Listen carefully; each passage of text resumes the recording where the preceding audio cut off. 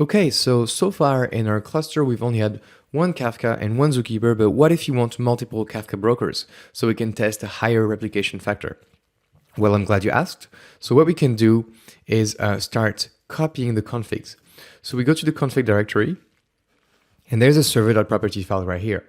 Now we have to copy that server.property file, and we'll create a config called server0.properties. Then we'll create a config called server1.properties and a config called server2.properties. Now if I look at my directory again, I now have server0, server1, and server2.properties. What I can do is, for example, edit my server1.properties. So I'll do using my text editor, but you can use whatever text editor you want. I'll edit my server1.properties and change the broker ID to be equal to 1. Now, as I scroll down, I can see the fact that as I scroll all the way down, basically, the log directory is going to be wrong. I need to create a new directory and name it Kafka1. So I'll just edit this to be Kafka1. Additionally, in terms of ports, we need to have a Kafka port that is going to be nice.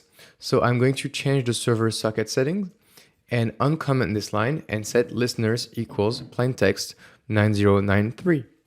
Exit and save. I will do the exact same thing for server2.properties.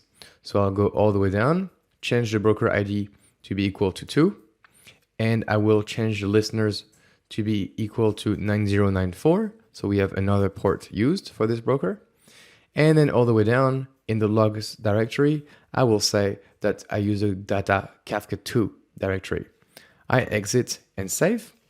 Now, as you noticed, I need to go and create my data Kafka1 directory, and I need to create my data Kafka2 directory. Okay, so now we're good. We have server0, server1, and server2.properties. So let's go ahead and start Zookeeper just like usual. So Zookeeper is started on port 2181. Now I'm going to open a new tab and do Kafka server start config server0.properties, which is the exact same file, by the way, of server.properties because I did not change server0.properties. So I start this Kafka server, and this Kafka server is started, and everything looks great. I open a new tab again, or a new terminal for you, and I do Kafka server start, but this one on server1.properties. I press enter, and the server is starting, and at the end I say Kafka server ID equal 1 started. Then I go and open another last tab, Kafka server start, config server2.properties, and all of a sudden, one more time, my Kafka with server ID 2 is started. So now we can do some really interesting things.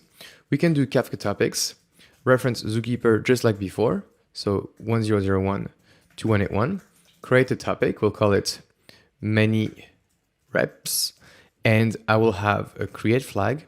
The partitions will be 6, and the replication factor, this one will be 3. So this should work because now we have 3 brokers being created. So let me try it out. And yes, the topic has been created. If I do a describe on this topic instead of a create, so I'll describe it, we should see that our topic has now 6 partitions, different list of replicas, ISRs, and the leader has now a number 0, 1, and 2 to basically tell us whether or not the leader of that topic is broker 0, broker 1, or broker 2, the leader of that partition. So that's easy.